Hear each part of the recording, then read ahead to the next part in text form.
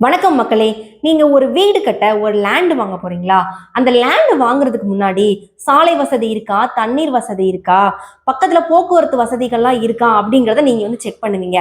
அதுக்கு முன்னாடி ரொம்ப முக்கியமான விஷயம் என்னது அப்படின்னா, அந்த நிலத்துக்கு தேவையான சான்றுகள் எல்லாம் சரியா இருக்கா அப்படிங்கறத தான் நீங்க ஃபர்ஸ்ட் செக் பண்ணணும்.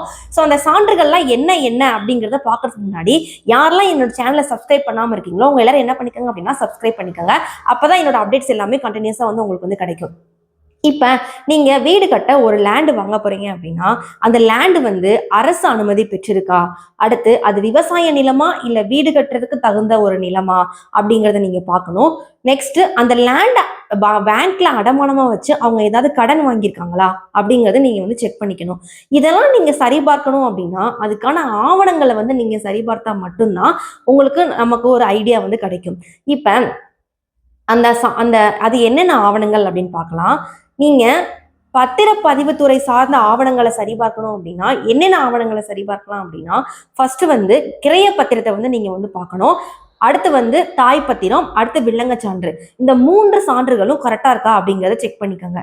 நெக்ஸ்ட் வருவாய்த்துறை சார்ந்த பத்திரங்கள் சார்ந்த சான்றுகள்ல பாத்தீங்க அப்படின்னா பட்டா, சிட்டா, அடங்கல் மற்றும் நிலவரி இந்த 4ம் கரெக்டா இருக்கா அப்படிங்கறத பாத்துக்கோங்க.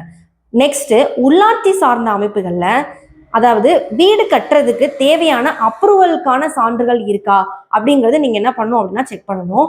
இந்த சான்றுகள் எல்லாத்தையும் செக் பண்ணதுக்கு அப்புறம் நீங்க என்ன பண்ணுங்க அப்படின்னா ஒரு வீடு கட்டுறதுக்கான ஒரு நிலத்தை வாங்குங்க. ஏன்னா நம்ம வீடு கட்டுறதை எதுக்காக அப்படின்னா நம்ம சந்தோஷமா இருக்கணும் அப்படிங்கிறதுக்காக தான். அப்ப நம்ம இப்ப ஒரு குறைஞ்ச விலையில நமக்கு வீடு கிடைக்குது, மனை கிடைக்குது அப்படிங்கிறத நம்பி நம்ம ஒரு இடத்த வாங்கிட்டு எதிர்காலத்துல நம்ம பல சிக்கல்களை சந்திக்கிறதுக்கு சந்திக்க ஒரு நிறைய வாய்ப்புகள் இருக்கு. அதை முன்கூட்டியே நம்ம என்ன பண்ணிக்கணும் அப்படின்னா தடுக்கணும். ஸோ இதை பத்தின அந்த தாய் பத்திரம், கிரைய பத்திரங்கள்லாம் என்னது அப்படிங்கிறத கம்மிங் வீடியோஸ்ல நம்ம என்ன பண்ணலாம் அப்படின்னா டீட்டெயிலா பார்க்கலாம். Okay friends, thank you.